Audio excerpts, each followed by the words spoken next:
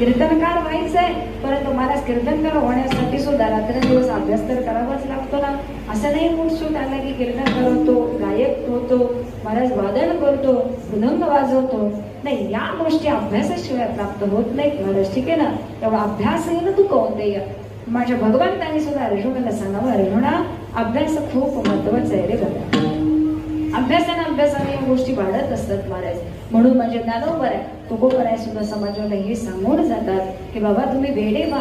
आम्हाला नावाचं वेडं व्हायचंय, आम्हाला तुकोबरायांच्या भजनाचं वेडं व्हायचंय महाराज. आणि ज्यावेळी आम्ही वेडे होतो ना, त्यावेळी महाराज आम्हाला म्हणावं लागत नाही कधी लागेल रे वेडा